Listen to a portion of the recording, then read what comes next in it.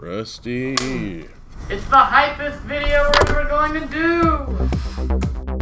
Really quick, tell me about Rusty. Smiles immediately. He's doing the whole thing by himself, which is insane. I can't even imagine. I don't know how familiar you are with Rusty yet, but like, he's the best. Rusty's amazing. Rusty's like the spirit of BattleBots.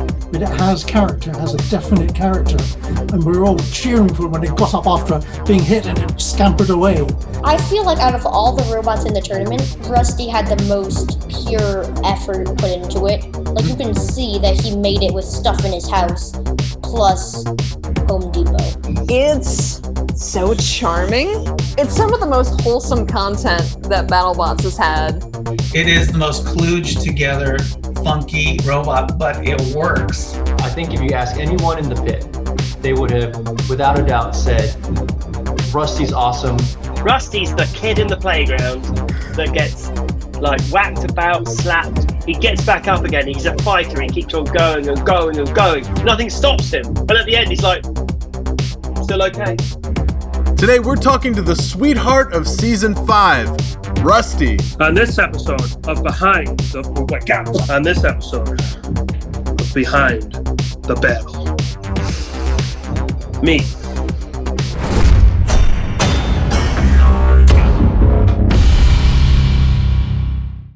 There's always these sort of well-funded college, super awesome machine shop, shiny metal, perfect, CAD drawing teams. That's the majority of teams that apply and get into BattleBots. And then there's Rusty, which is like, well, I got a kitchen, I got some stuff in it, I got some stuff out in the barn, and I'm gonna weld up a robot. Oh, there's a salad bowl, let's make that the head. Okay, here we go. Oh, wait, there's a sledge. Oh, wait, there's a drill, let's move that, make that the weapon. It is the most kludged together, funky robot, but it works. And David is hilarious. He's awesome. I think everyone's going to fall in love with David when this is all over. So, David, just a little background. Like, this is your first season of BattleBots. Can you tell me, how did you get started in robotics? I think a lot of people have a similar story. I mean, I've always been, like a tinker, and I'm an engineer and all that kind of good stuff. But in robotics, I've always been interested in robotics. But obviously, seeing the show on TV, I was like, God, that looks cool.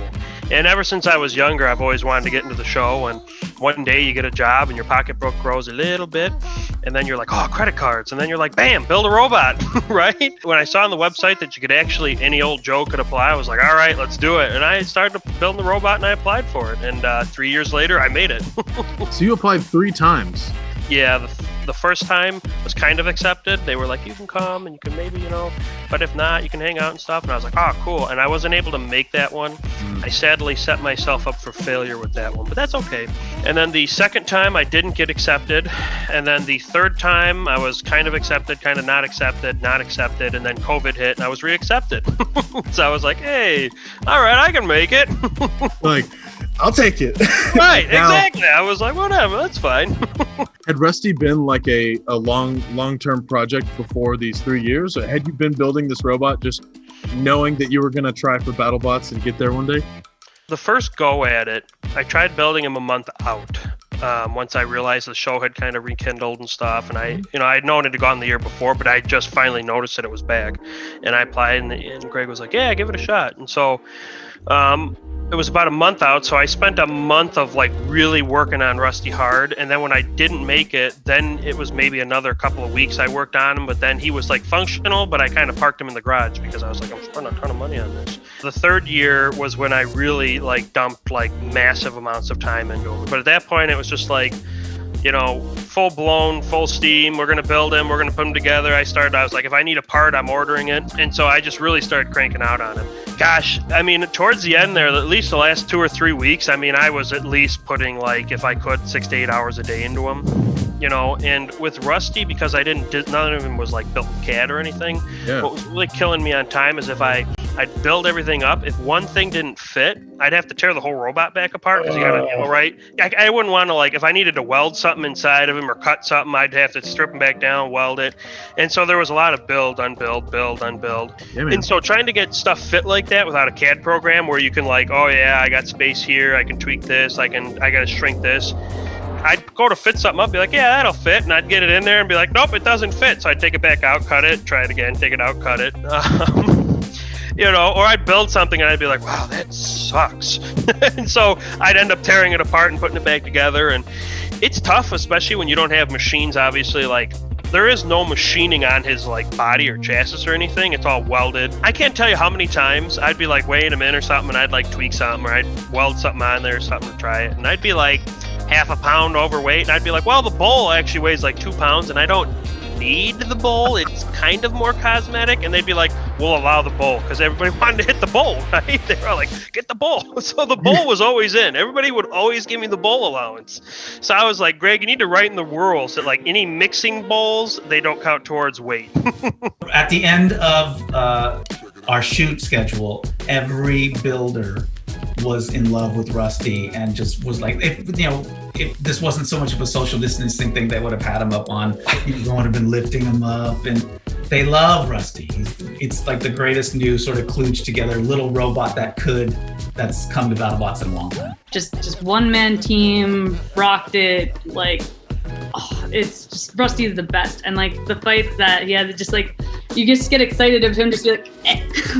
Well, at first I looked at it like a joke bot, but it like really outperformed my expectations by a lot. His armor could stand up to beta hits, and its weapon could actually disable robots. So I think it was a really cool robot. Rusty is beautiful and represents a purity in the sport. I like it because it's showing people how approachable it can be. Seeing Rusty show up and put on solid performances, like, I love that type of robot existing. Everything about it is just wholesome and charming and fun and kind of junky and like it's kind of perfect. Rusty is proving that looks don't mean anything. Be made out of cut up farm equipment from your backyard and surprise people. Every builder in the pit was like, go Rusty.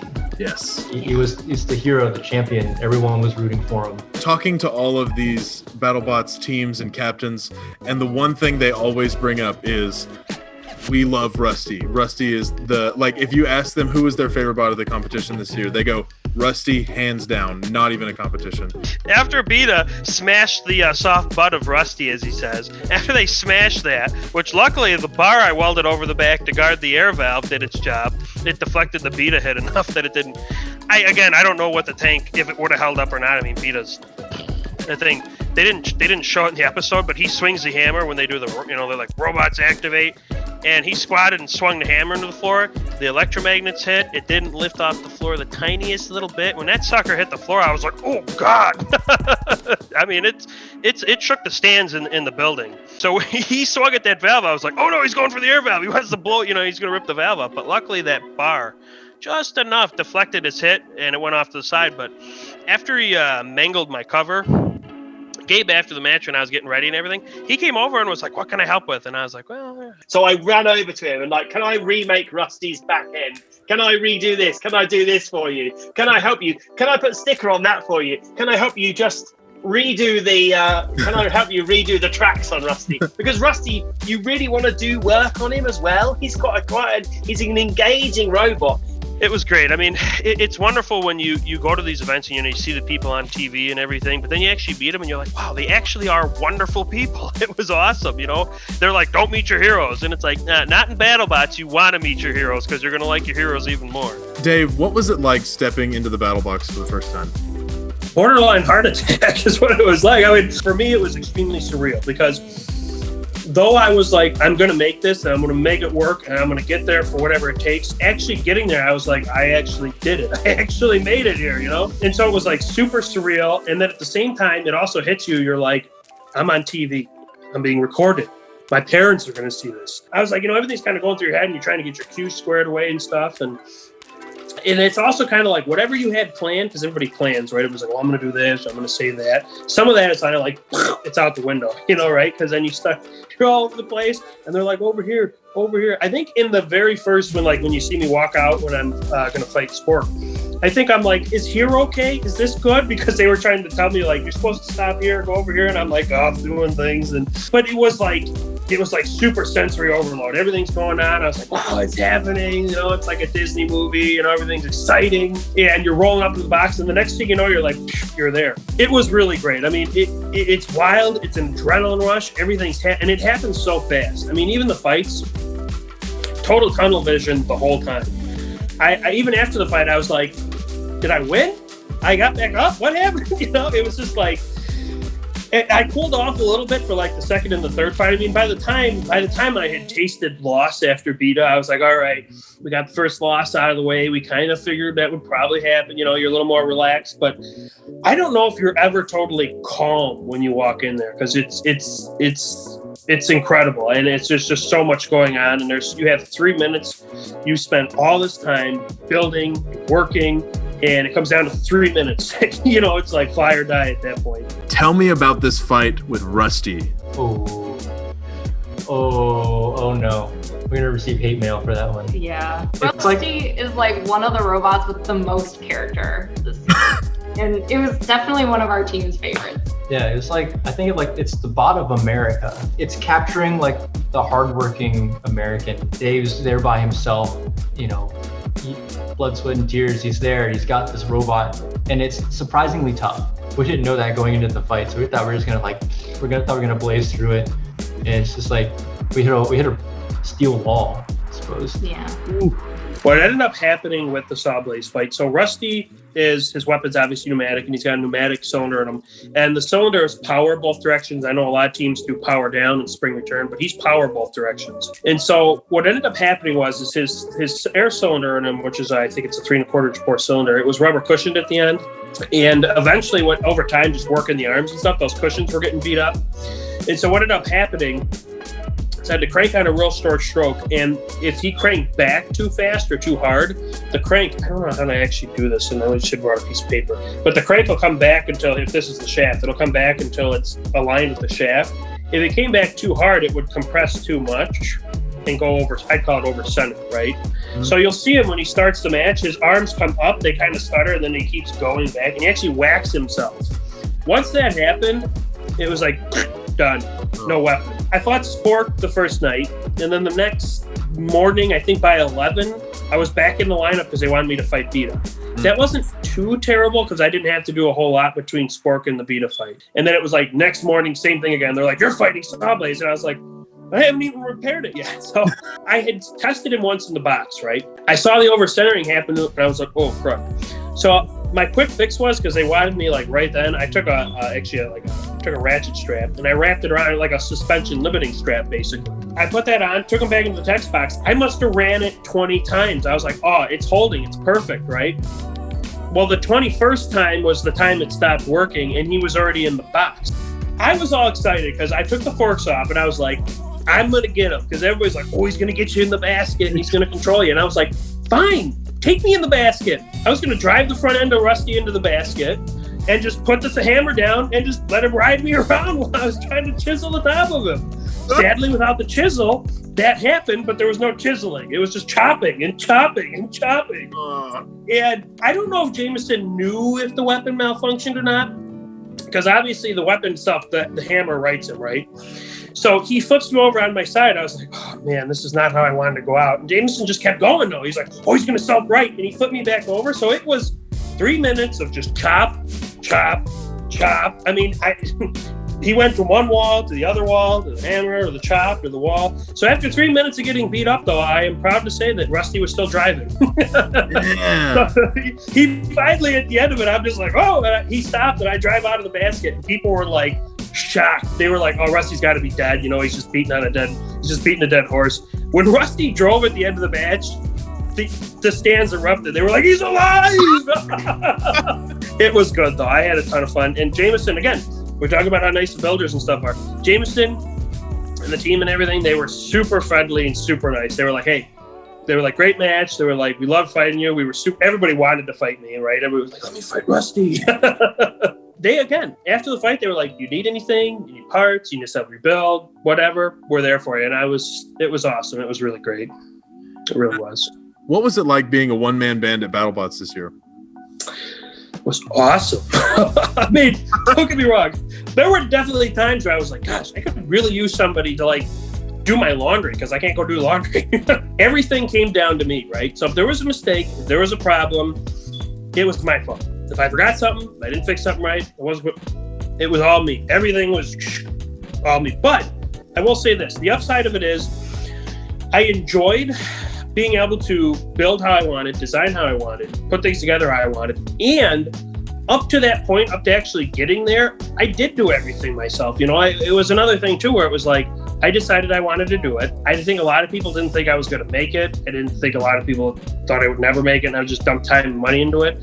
So the fact that I stuck with it and did it myself, getting there and being there by myself was kind of like a badge of honor to me. I was like, I'm here, I'm doing it, I'm alone, I'm going to keep going. And I like doing everything top down. I think that's the best part of BattleBots to me. I want to design the robot, I want to do the planning, and I want to do the driving. So I definitely plan to continue to drive Rusty as well in the future. Better after I practice. I'm going to tell you right now, you should be proud. I know that has to feel like such an accomplishment for you. Well, thank you. Yeah. I appreciate that. I do. I really do. It is finally nice to get a win, especially your first win at BattleBots. But it was really nice to finally get a win. You know, it was nice to finally be able to kind of crest the hill. You know, sometimes you feel like you're always climbing the hill. There is a peak. You will eventually reach the top of the mountain. Driving back, I was like relaxed. And again, I was going through like the country and everything, and it was beautiful. And I was like, wow, you know, I actually did it. I actually made it. You know, the truck didn't break down. Something didn't go wrong. Something catastrophic didn't happen. I actually finally made it to BattleBots. And it was a relief. It really was. It felt like I finally had crested that hill. Now it's a little bit, you know, going forward. Sponsors are talking to me now, you know, stuff like that. It's like things are finally coming together, and it's wonderful. Dave, this has been so fun. Thank you so much for joining us. We hope to see you again very soon. Tell Rusty we said hi. I will do. Thank you, Tyler. You guys have been phenomenal. I appreciate everything, and I look forward to doing this again. Have a good one. Join us next time for more exclusive interviews on the HEXBUG YouTube channel, and make sure you like and subscribe so you don't miss a second of the action. Thanks for watching.